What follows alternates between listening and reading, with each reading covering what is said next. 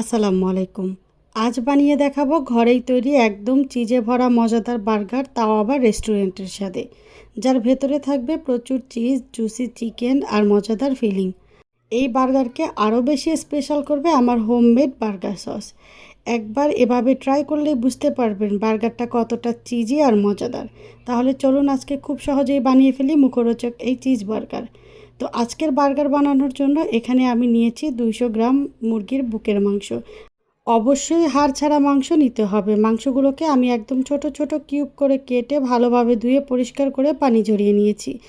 এখন এর মধ্যে দিয়ে দিচ্ছি ভর্তি করে 1 চা চামচ লাল মরিচের গুঁড়া, আধা চা চামচ দিচ্ছি জিরার গুঁড়া, আধা চা চামচের একটু বেশি দিচ্ছি গরম মশলার গুঁড়া, 4-5টা কালো গোলমরিচ গুঁড়ো করে দিয়ে দিচ্ছি। এরপরে দিয়ে দিচ্ছি স্বাদমতো লবণ। এখন এখানে দিয়ে দিচ্ছি 1 টেবিল চামচ সয়া সস। সয়া সসেও কিন্তু অনেকটা লবণ থাকে, সেটা বুঝে খাবারের লবণটা অ্যাড করবেন। এখানে ভর্তি করে 1 চা চামচ দিয়ে দিচ্ছি আদা এবং রসুন বাটা। এবারে মাংসটা খুব ভালোভাবে মেরিনেট করে নিব। মাংসটা ভালোভাবে মেরিনেট করা হয়ে গেলে কমপক্ষে 1 ঘন্টার জন্য রেস্টে রেখে দিতে হবে।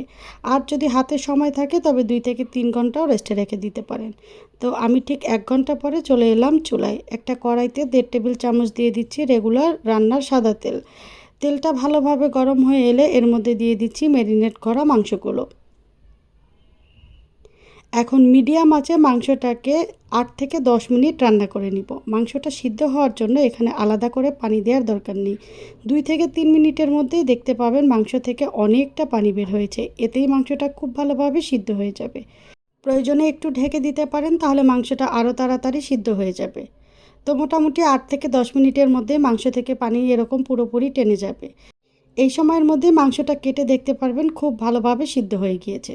তো এখন আমি এখানে দিয়ে দিচ্ছি বেশ কিছুটা গাজর। আমি গাজরটা একদম লম্বা লম্বা ফালি ফালি করে পাতলা করে কেটে নিয়েছি। এরপরে এখানে একটা পেঁয়াজ দিয়ে দিচ্ছি, একই রকম লম্বা ফালি করে কেটে নিয়েছি।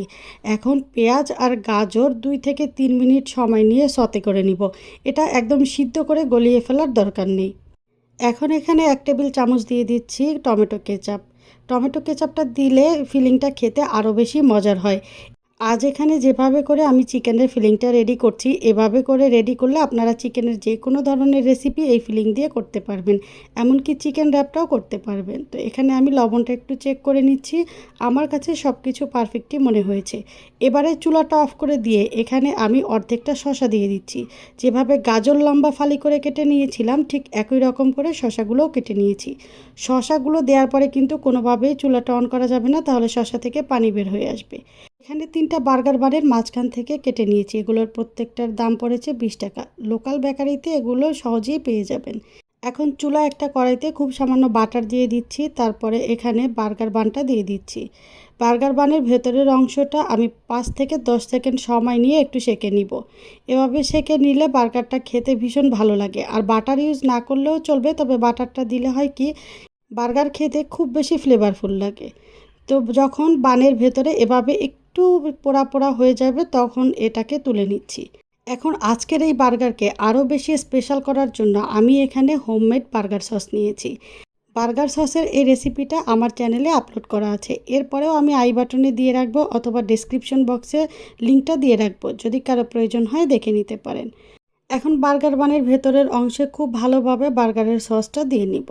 বার্গারের এই সস এত বেশি ক্রিমি আর মজাদার যে এটা দিয়ে বার্গার বানালে কখন যে 2টা বার্গার খেয়ে ফেলবেন আপনি টেরই পাবেন না। আমার এই চ্যানেলে এমন কিছু রেসিপি দেওয়া আছে যা আপনার দৈনন্দিন রান্নায় বেশ উপকারে আসতে পারে। যদি কারো প্রয়োজন হয় রেসিপিগুলো চ্যানেল থেকে দেখে নিতে পারেন। সসটা খুব ভালোভাবে মাখানোর পরে এখন এর মধ্যে দিয়ে দিচ্ছি বেশ কিছু মজেরেলা চিজ। চিজ দেওয়ার পরে এর মধ্যে চিকেনের ফিলিংটা দিয়ে দিচ্ছি। বার্গারটাকে বেশ চিজি চিজি করতে এখানে আমি চিজের পরিমাণটা একটু বাড়তি করে দিব, এতে খেতে বেশ ভালো লাগে। এরপরে উপর থেকেও আবার মোজারেলা চিজ দিয়ে দিচ্ছি। এখন বার্গারের উপরে বানটা বসিয়ে দিলাম। ব্যাস, এখানে কিন্তু একটা বার্গার রেডি হয়ে গিয়েছে। ঠিক একই রকম করে প্রত্যেকটা বার্গারই আমি রেডি করে নিব। এখন বার্গারগুলোকে একদম রেস্টুরেন্টের মতো স্বাদ আর লুক দেওয়ার জন্য কড়াইতে আমি আরও খানিকটা বাটার দিয়ে দিচ্ছি। বাটারটা মেল্ট হয়ে গেলে এর মধ্যে প্রত্যেকটা বার্গার দিয়ে দিব। এখন চুলার আঁচ একদম লোতে রেখে বার্গারের প্রতিটা সাইড 5 থেকে 6 সেকেন্ড সময় নিয়ে সেঁকে নিব। এভাবে সেঁকে নিলে বার্গারের দুইটা পাশই ক্রিস্পি হয়ে যাবে আর তখনই ঠিক রেস্টুরেন্টের মতো লাগবে খেতে। একটা পাশ হয়ে গেলে অন্য পাশটা উল্টে দিব। মিডিয়াম আঁচে সেঁকে নেওয়া যাবে না, তাহলে কিন্তু বার্গারের বানটা পুড়ে যাবে। আর এখানে বাটার ইউজ করার কারণে এটা খেতে যেমন ফ্লেভারফুল হবে তেমনি দেখতে বেশ শাইনি লাগবে। আর খুব বেশি সময় সেঁকে নেওয়ারও দরকার নেই, 9 থেকে 10 সেকেন্ড সময় সেঁকে নিলেই হয়ে যাবে। যখন দুইটা পাশ এরকম ক্রিস্পি হয়ে যাবে তখন বার্গারগুলো খাওয়ার জন্য একদম রেডি। এই বার্গারটা বানানো ভীষণ সহজ, পেটি বানানোর একদমই ঝামেলা নেই, আবার বাচ্চা থেকে বড় সকলেই ভীষণ রকমের পছন্দ করবে। রেসিপিটি ভালো লাগলে লাইক, কমেন্ট, শেয়ার এবং সাবস্ক্রাইব করে পাশে থাকা বেল আইকনের অল অপশনটি সেট করে রাখার অনুরোধ রইল। দেখা হবে অন্য কোনো রেসিপিতে, ততক্ষণ পর্যন্ত ভালো থাকবেন।